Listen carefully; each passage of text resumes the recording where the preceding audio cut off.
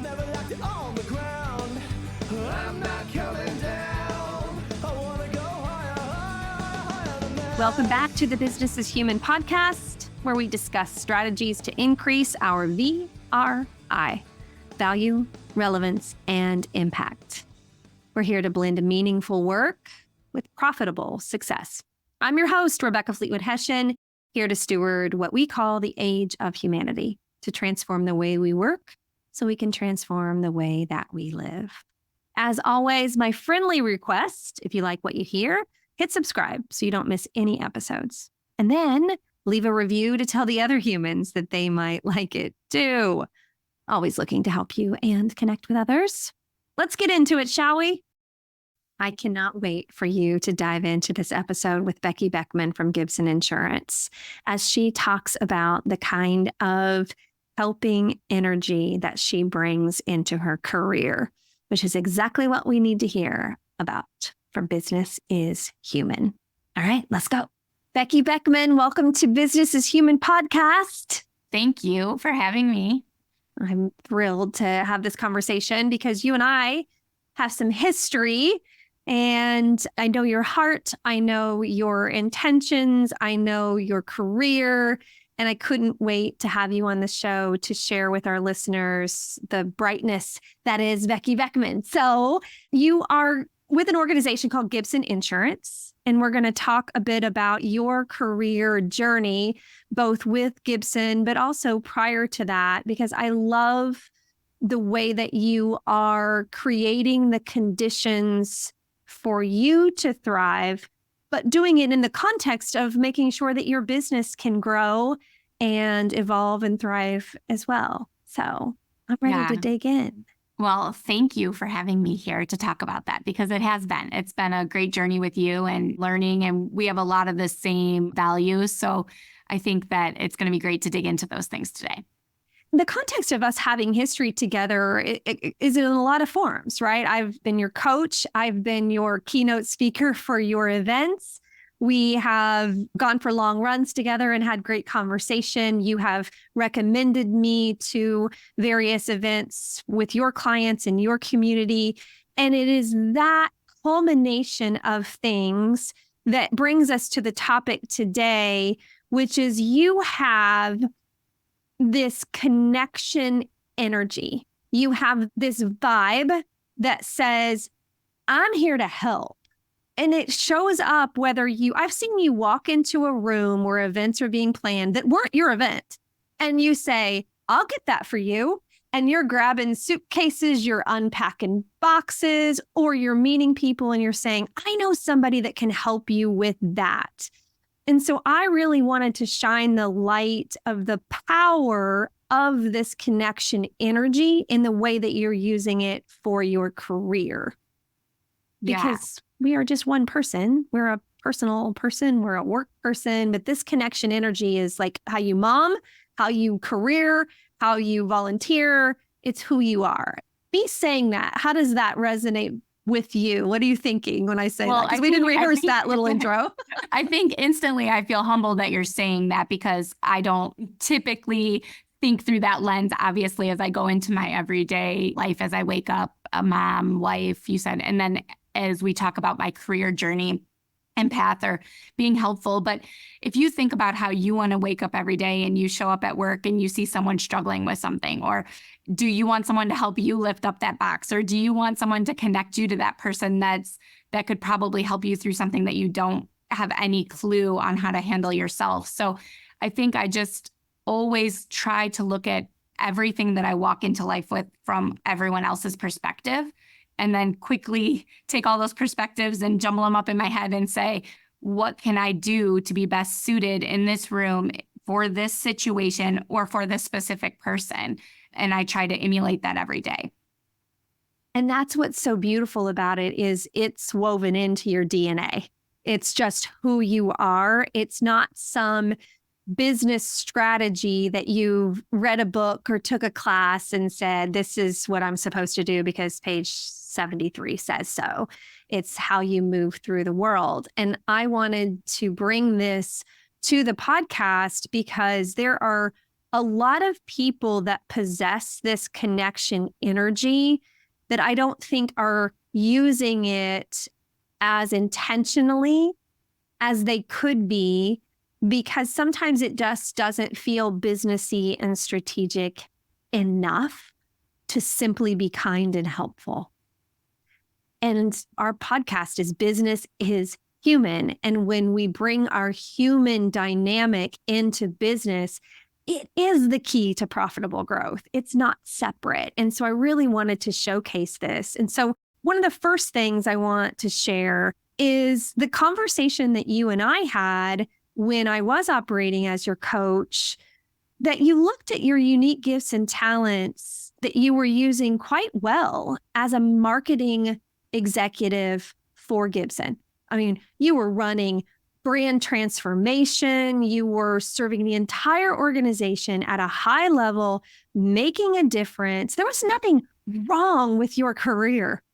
In fact, it was for most people like what they would aspire to, that level of influence in an organization and the quality of your work. But there was this moment when we were working together and we were looking at your gifts and talents and this just DNA around helping and connecting and the energy that you bring. And you said to me in some sort of format, words, I don't remember the exact words, but you said, I think I could work in a different part of the organization and have more impact. Do you remember those conversations and what was going through your mind or what you're feeling about them now, even in hindsight? Yeah, very clearly I remember the conversations. And I think that even though I know all of this is woven in my DNA, I also think I am a person that is not very I take risks, and I try to tend to not overthink. And so when I'm starting to feel that maybe my energy is getting pulled or dragged in a way where my battery's maybe not charging up as fast, or I don't feel like I'm as helpful as I can be, or doing something that can be more impactful to someone else, that starts to drain me, actually. And I know I'm an extreme extrovert. I would call myself that. I definitely thrive on the energy being around other people and connection. But I'm also pretty meticulous about staying organized and making sure that my thoughts are fairly clear. So I think that was the bigger motivating factor when you and I were talking. It was like, I just want to do more, different. It doesn't need to be bigger. It doesn't necessarily need to be better. I just want to make sure that I continue to have an impact on someone somewhere. So, Yeah. And that's the approach I've taken as I've switched career paths over the last year. Yeah. And this is a great takeaway already for listeners, because that feeling of what fills me up and what drains me is a level of awareness that I highly encourage people to observe in themselves, because there are certain activities that are going to fill you up and certain activities that are going to drain you. And when it takes longer to recharge your battery, like over time, you just got kind of no more suck it up left to give. And then you just feel this drain, no matter what you were doing in your daily stillness practice or going for your runs or doing all of the regular stuff that you do. It wasn't taking your battery back to full like it used to. You were only just getting like partway there to kind of get through and do a good job. Yeah. And who wants that from a business perspective? I wanted to think that through for how could I be more impactful to Gibson? Could we get someone else in my position to have new, innovative, even better ideas than I have to take this to the next level? But then on the same, from a personal level as well, making sure that your battery's charged. So where could I make myself just as impactful, more impactful in a different way, however you look at it, to the organization, while allowing someone else to step into those shoes and continue to innovate where maybe I wasn't able to provide that anymore because I was feeling drained. And that's what I love about the conversations that we've had and the way that we see the world is it wasn't just that you were moving away from something because you wanted something that charged you up. You were saying, and I think this could be great for the organization to have fresh energy in my executive marketing role. And that's what we looked at as, me as your coach at that time. And when we are in a role for any period of time, it makes sense that we're going to grow the organization to a point that we may no longer be the best person for the job.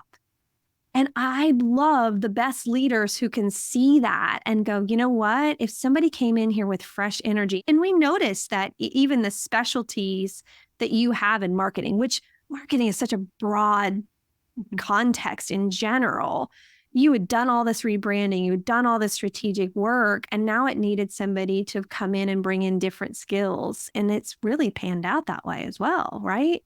Yeah, it really has. I mean, our new executive in marketing is exactly what the organization needed from like a strategic growth mindset.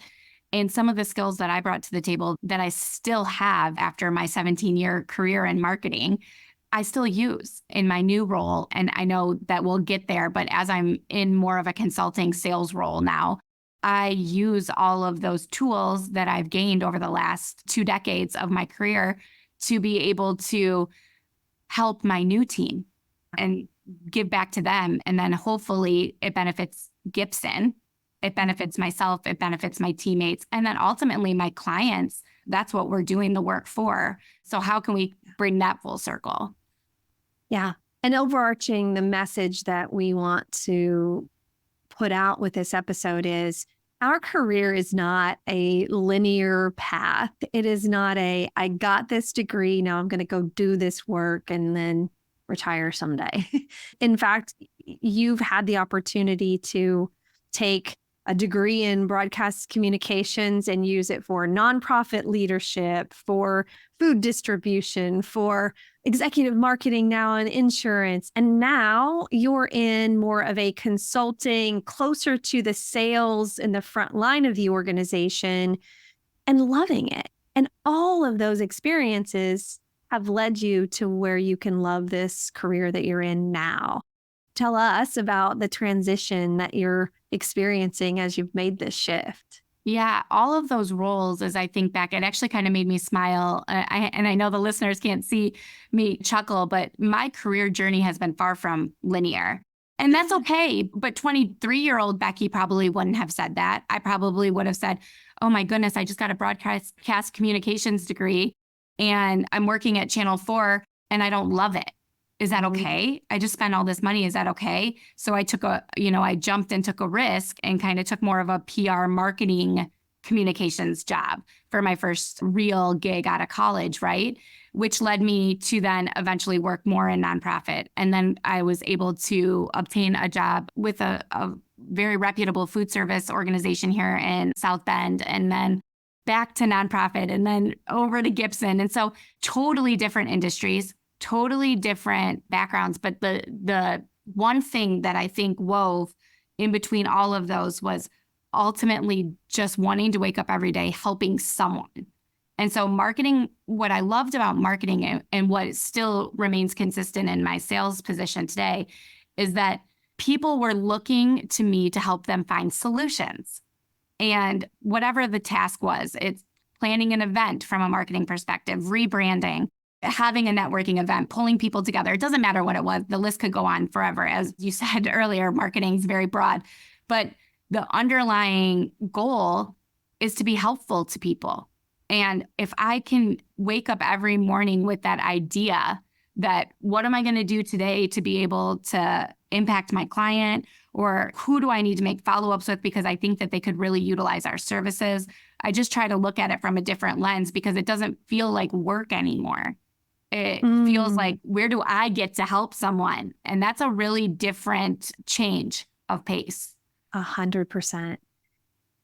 Oh my gosh. I want to just pause and let that one sit in people's hearts and minds, because that is the energy that shifts your career in such beautiful ways. I don't care if you are in charge of creating 50 spreadsheets a day and you're sitting at your laptop alone in a cubicle. When you're filling out that information, if you do it through the lens of helping, you're asking yourself, how can I make this as accurate as possible? How can I make it as well organized as possible? And thinking about the human that's going to receive the spreadsheet and how your work can make their jobs or their lives better. Like, doesn't that just shift the whole whole feeling thing of the work that you're putting into it and the amount of time? I mean, we only have so much time every day to be able to put into our work, into our families, into our personal life. And so it's just being really intentional about how you look at that and what lens you look at that through. It has become really important to me. Yeah, me too. Because I see the benefit of you and so many others that making that shift. I think yours came with your childhood upbringing and your DNA. But for those that are struggling with, my gosh, this job just doesn't feel good anymore. One, you might need to make a change and be courageous like you've done. But you also might just need to shift your mindset to say, who can I help this week? How can I help more people this week? And the act of helping lights up centers in our nervous system that change how we experience the work and how we feel. And what we want is making money to feel better. We want our jobs to feel better. We don't just want it to be, we got a paycheck and then we lived our lives. Like, how can we make the work feel better? And this mindset of helping is a significant way to literally through your nervous system feel better. Yeah, absolutely. And when I made the shift, so more specifically into health benefits, so the insurance side of the business from a health benefit standpoint, you have to take a couple of minutes where you sit and think to yourself, okay, so how do I make this my own now? This is new. This is going to be fun and exciting. And for me, I look at change as fun and exciting most of the time, but it's still scary, right? And how do I make a meaningful impact on my sales team that I'm on? And so thinking through all of those thoughts is where it really got even more interesting. And that's what we talked about a couple of weeks ago, was where, how do I connect this to my need to connect with people? And then talking that through and just digging into that, and how it comes full circle with, now I'm working with our director of marketing on building out a communications workshop on how I can actually educate employees on their benefits program so we can make everyone healthier. So ultimately, help on help on help, right? But it's good for everyone involved. Yeah. It's actually not a sales pitch. It's actually trying to get in there. Sales is helping if you do it like that. Like you said, helping and helping and helping this person connect to that person in that group. Then people want to give you dollars to solve their problems through your products and services. That's what I've always loved about sales and having a background in it. And sometimes people will say to me, oh, sales sounds terrible. And they're thinking about it through the lens of taking advantage of people or forcing people to do something that they don't want to, taking people's money like we're stealing. And that's not at all the experience that I have created and the experience you're creating in a sales environment, which is the more people you help, the more your business will grow. And I love this approach. And when I reached out to you, and because I knew this was the approach you were taking, I simply wanted to affirm the approach to you, because that's another thing we talk a lot about is affirmation. And somebody just saying, I see you and I think this is great, does so much for our confidence. And I knew you were in this change, and I wanted you to hear from me, like, this approach works. Go with it. Go with your gut. Because that's the approach I took when I was selling to HR professionals, is I was selling these consulting services, and a lot of HR people were struggling with a strategic way to help the organization. So without it being a part of my sales, I would schedule these events and bring them a bunch of HR people in together and teach them about business strategy and how to connect their programs to a business strategy, and build the most amazing relationships. And that's what you're doing in this situation, which we hadn't even talked about it. It was just like, oh my gosh, it works. Do that. And so you're going out and serving and helping your customers with information. 100%. And I think from the same perspective, that's similar to me working with HR directors and knowing innately all of the stuff, baggage, whatever you'd like to call it, that sits on their plate in an organization every day. Some of the hardest working professionals that I've seen are some of these HR professionals that I work with, and that no one can know everything and have the time to understand every detail of everything. And insurance can be complicated. And when you start getting into these markets where it's a mid-market and you just aren't quite big enough to have someone that's just focusing on benefits or just focusing on, new hires or training or all of the different things that falls under their hat, if we can do anything for our current clients and then even prospective clients to be able to teach them the ability to be able to communicate with their employees better, they're going to have higher retention. They're going to trust us, Gibson. They're going to trust me because they see that my intentions are actually pure and I really just want the best for their employees. And that's really what I've learned. I don't actually know that a year ago when you would have asked me, when the team approached me about coming over to the consulting on the benefits side, I don't actually know that I would have said any of this stuff that I'm saying right now because, it took about a year now I've been in this role and I've just listened a lot. I think that's been really the key, right? Is not just listening to hear, like actively listening to what these HR professionals are saying.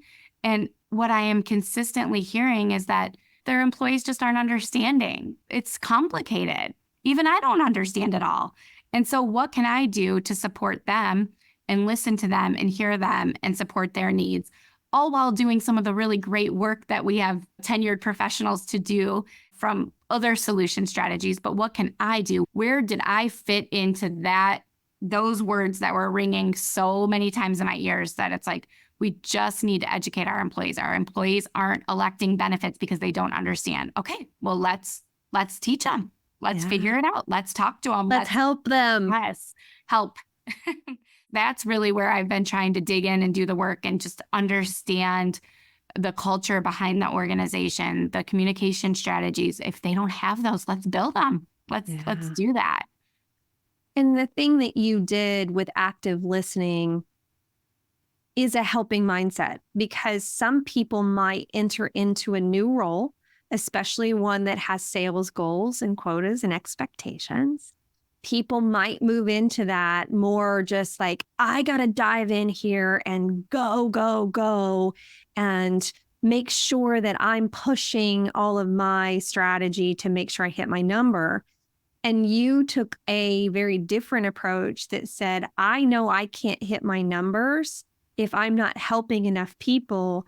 And I need to first listen and understand who are the people that I'm helping. So when I do show up with my go, go, go, I can't wait to help you, I'm doing it with a very relevant, impactful connection to these people. And you're right.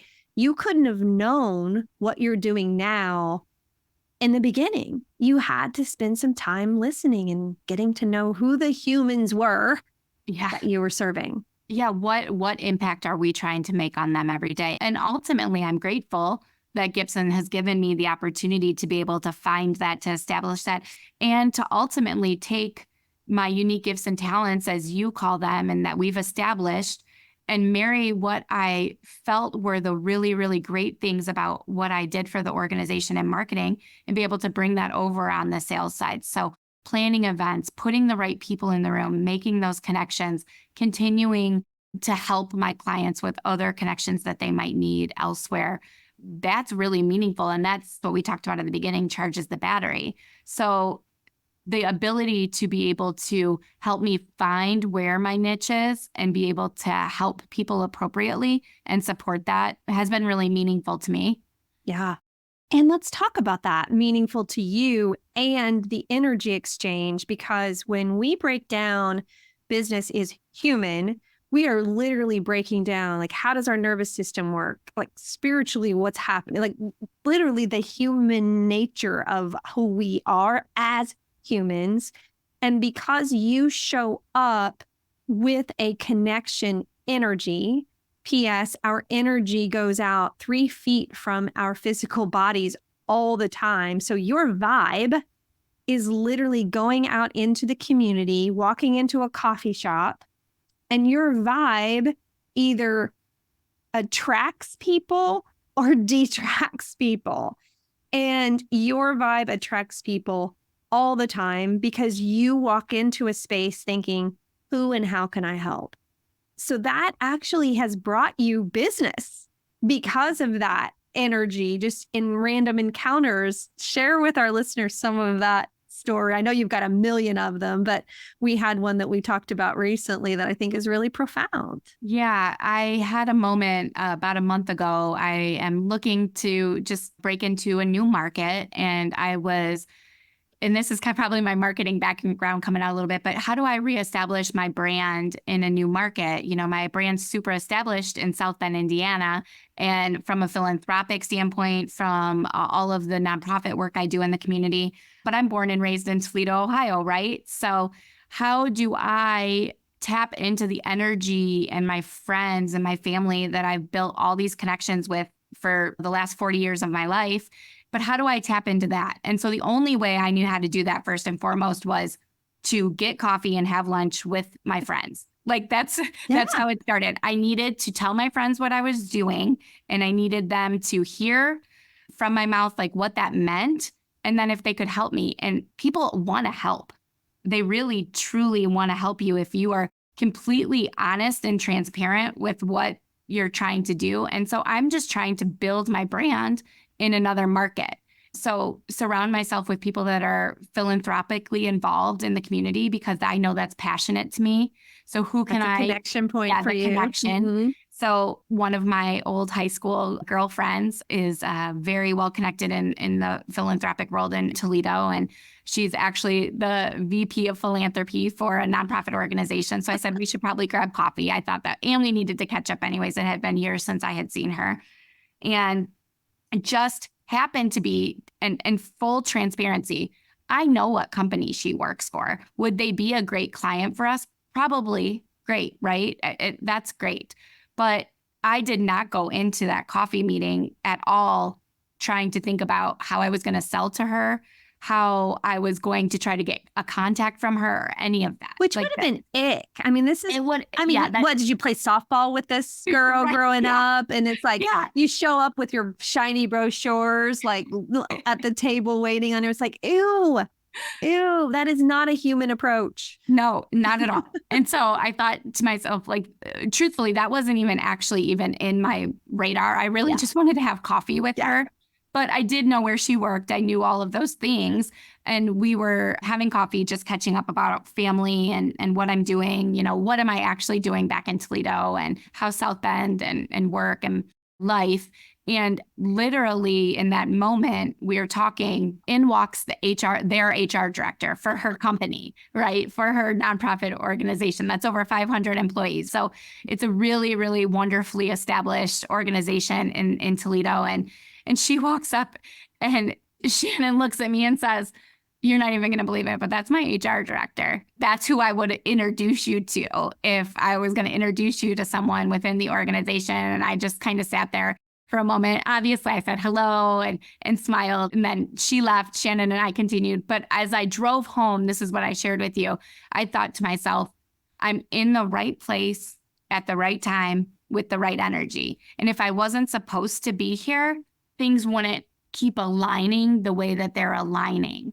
And if I'm still not supposed to be here, God will tell me at some point, right? I mean, it will become apparent that this is probably not the road I should be going down. But for now, I will continue on that path. And it was a weird, you have some of those moments you remember in life, but it was a weird moment. I was driving the car from that coffee to another meeting, and it was a beautiful day. And I just kind of thought to myself, I just felt kind of chills in a sense, like that was really cool that connection all came together right there. The chills, like feeling it in your body, is the way that our nervous system is designed to inform us. And when we get so busy and so stressed that we no longer are in our bodies, we're only in our minds, we're just constantly thinking, we're not feeling and experiencing, you're not in that open connection energy that you need to have those experiences that draw the right ideas or people into your life for what you why you're here, the purpose that you're here for. Yeah. And in that moment too, and I love her for it, and I won't use her names, but because she knew in that moment after the introduction, she blurted out something that she could really use that had to do with my business.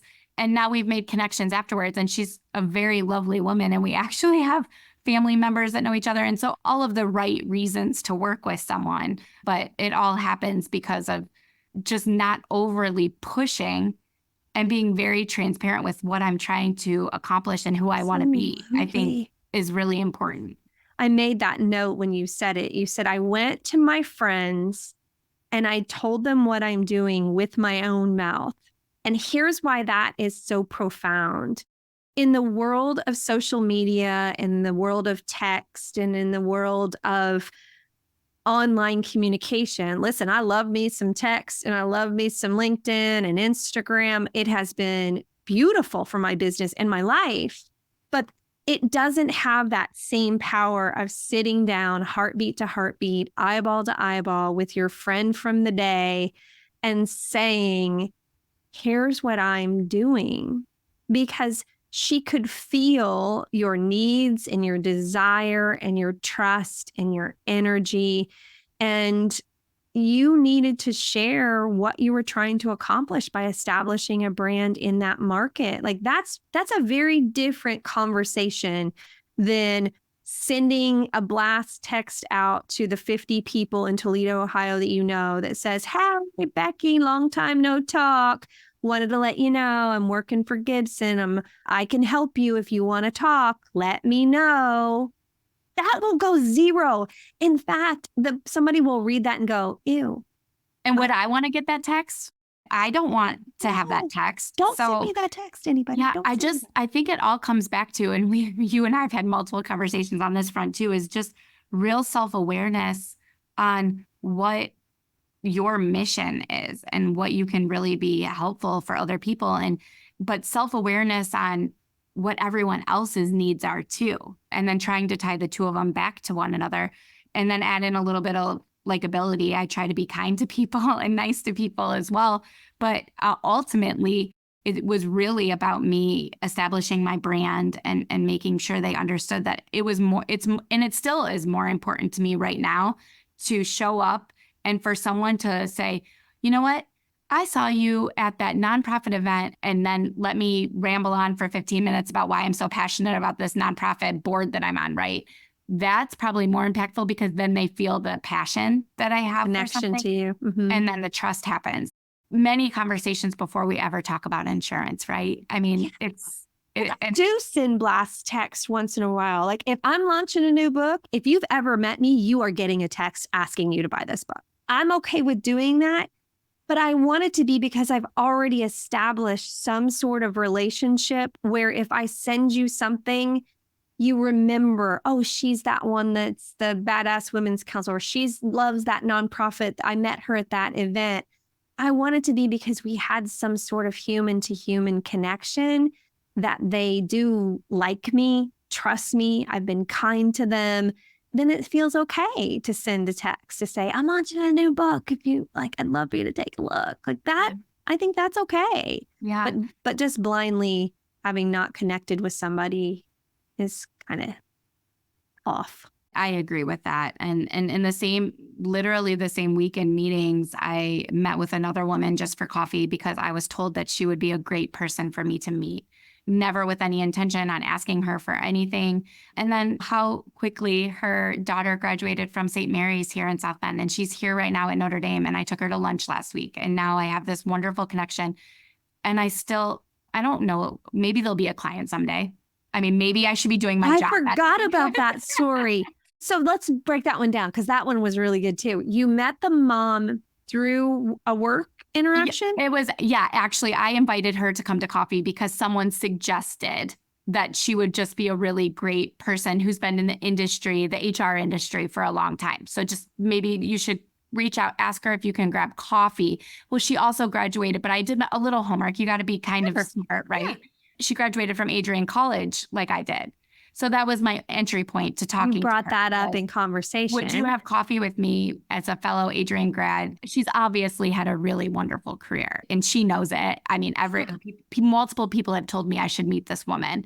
And ultimately, when we had coffee, I seriously went into that coffee with no ask, no sell, no anything. Just I really truthfully wanted to get to know her. Human to human. Yep. How can I help you? Human to human conversation. Can I do anything for you? She said the same to me. Well, and the end of the conversation, she said, well, my daughter just graduated from St. Mary's and is attending a master's program at Notre Dame right now. Would you be interested in meeting her? Because I'd love for her to get involved in the South Bend community. Yes, obviously, like that's my passion. So I took her daughter to lunch a couple weeks ago and stayed in touch with her. And obviously I'm going to connect her to whoever I can connect her to. And then I just thought to myself, which probably should follow up with her, but like there was never a catch. Yeah, it wasn't manipulative. Right. You didn't think to yourself, well, I took your daughter to lunch. Now, when am I going to get some business? You went in with energy that says, I want to help you. She read that energy so clearly and trusted you enough to introduce you to her daughter. Like, what other level of trust do you need than, the utmost trust to introduce you to their child? And all you could think about was, how can I help this young lady get established in her career, in her community? And doesn't that feel good? It feels exactly what I want to do every day, right? And then ultimately what I'm watching and what I'm seeing and what I'm feeling within the organization, it comes full circle. I don't have to push. Like you said, we all have sales goals. We all have outreaches we do. But ultimately, in order to establish your brand, your credibility, your trust, all of the things that are human and allow people to want to even do business with you, that has to come first. And it will come full circle. And so if you're listening to this and you're thinking, okay, but I've got this list of prospects or people that I'm supposed to reach out to for I gotta go to my reporting meeting on Friday and tell how many conversations I've had or how many phone calls I've made. That's a standard part of control, measure, optimize in business. I'm not mad about that. We as leaders need to do that. But what we're saying is, when you look at that list, do a little bit of homework. Are there connections to these people that you can ask for an introduction versus just cold calling them? And even if you are reaching out to them cold, maybe that's all you've got. If your mindset is, I can't wait to get in touch with somebody at ABC company today because I'm really curious how I can help them. And if your vibe and energy starts the conversation with that versus, I got to make my 6 calls today because I got to report on Friday, those are 2 different jobs. Yeah. They may have the same title. They may have the same everything, but how you approach them is 2 different feelings and 2 different experiences. Yeah. And I think it comes back to the storytelling side of things, right? If you're able to somehow connect and build that connection with someone, whether it's from a cold email to a phone call or some sort of connection, then you're doing the right work. And if that's hard and that's not something that comes super naturally to you, I think you'll probably struggle with being able to make those real connections with people because it is human and it's not just about the numbers all the time. It makes me think about this past Christmas, my daughter selling shoes in a retail store in the mall, but she also makes commission. And I gave her some shout outs on social media connected to my network of people who were the exact target market to buy the UGG slippers that she was selling for the Christmas season. And she called me one night. I was on a trip down to Nashville to see her brother, my son, and she was giddy. It was like 9:30 at night. She was giddy with excitement. She was on her way home from work. And I said, what's going on? She was like, you're not going to believe what happened today. And I was like, what? And she was like, well, one of your people that you put the post on Facebook, they reached out to me and they had a good experience. So they introduced me to, I was like, I don't even know how many people that day, because they were all like trying to get their Christmas shopping done. These are busy professionals. And my daughter, Auburn, was like, yeah, I can help you. And went out of her way, even after she got off work, to have conversations with these people and do all these things. And one of them had sent a message. This is going to make me cry. One of them had sent a message that said, "You're our Christmas angel." Because we were so stressed out about how we were going to get all of our shopping done. And you helped all of us today. And what I got emotional about is how that felt to my daughter. It wasn't just I closed this many deals, I made this much money, I met my paycheck goals and my boss is happy. She felt good because she was, wait for it, helping. She was helping somebody. Feels very different than somebody that just walks in off the street and buys some shoes and gives you the money and leaves. And it's a beautiful experience. My son just had a similar, he works at Guitar Center in Nashville, and this young up-and-coming artist, I don't know how young he is, but this up-and-coming artist, Cameron has struck a friendship with him in the store, selling him equipment, but doing it from that helping vibe. I think my son's going to get an opportunity to go out on tour and be his guitar tech on tour with this guy, because he called his tour manager and said, find something for Cameron to do. I love his vibe. That was it. I love his vibe because he's helping. Yeah, like you said, it's the energy that comes from going into your everyday work with that in mind and that perspective in mind, to the opposite, right? I mean, if think about doing all of the things opposite of that, it's going to be draining. Yeah. Oh my gosh, this was so good. One more thing that just came to mind. I'm one of those crazy people that not only loves to like dig into what words mean, but even when I'm studying, like I read the Bible every day, and I went and got a Hebrew dictionary because I really want to like get into the etymology of what it all means. And the word work and worship is the same word in Hebrew.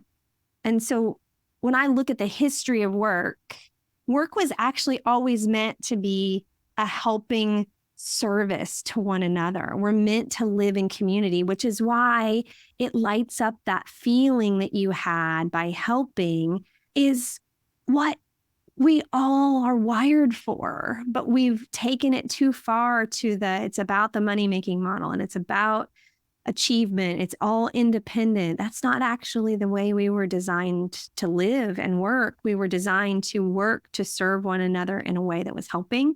And then we get paid for that product or service because we've helped somebody. And boy, I tell you, your example, my kids, my own life, it is a way different way to live. And it's a beautiful thing. We just said it at the same time, but it's a beautiful way to combine your talents. And talent might not even be the right word, but it's just knowing and being really self-aware of what you're good at and how you can help people, and being able to do that every day. And hopefully we all want to make money. We all want to make a living. We all need to do that, right? Yeah. And where we said earlier that just feels different. It hits differently. And so, yeah, that's been my experience over the last year. I'm so excited to see where else it goes. So if I were to recap quickly, just stream of consciousness, what you've shared today is self-awareness. You knew when you were charged up and when you weren't charged up, and courageously took action on that. You bring a connection energy. You bring that vibe of, how can I help you? That likability factor is a key to your career. You went into this new role, and anything that you do, you go into it with active listening. You go into it, how can I help you? Who are you? What do you need from me? And then you courageously are going out and sharing your story and sharing who you are and your brand and what you're trying to accomplish. And just those things are actions that people can take starting today in their career to reach out with that helping connection energy and see how it changes how the work feels. Yeah. And if anyone is having those feelings inside, that you're feeling curious and you're feeling a little drained and you might want to try something new, I do recommend to try to be courageous and step outside of your comfort zone, because ultimately, if you make a mistake, that's okay, I guess is what I'm saying. You can always find something else to do. but how will you know until you try? And so don't be scared to take a risk and be courageous to step outside of your comfort zone every once in a while. Get a little unstuck. Try Yeah. something different. Awesome. I love you. You're the best. Thank you for being here and sharing your story. Yes. Thank you for talking to me and being such a great coach over the years. Thanks. And I highly recommend for people to connect with you on LinkedIn, Becky Beckman at Gibson Insurance. You do a lot of great webinar events, things that people can participate in. Your organization as well is very helping and outreach oriented. So follow Becky. She's got some good stuff. Absolutely. I love it. Send me a message. Thanks so much. I'm not coming down. I never liked it on the ground. I'm not coming down. Thanks for listening to this episode. I would love it if you would go to Apple Podcasts and leave a rating and a review. And then you can go to RebeccaFleetwoodHession.com and join the Badass Women's Council. And if you really want to take a deeper dive, join the movement of 1,000 thriving women. There's amazing Thrive tools there for you today. Love you, mean it. I'm not coming down. Hey y'all, fun fact, if you like the music for the podcast, that is actually my son, Cameron Hession. And I would love it if you would go to Spotify and iTunes and follow him and download some of his other music. My personal favorite is TV Land.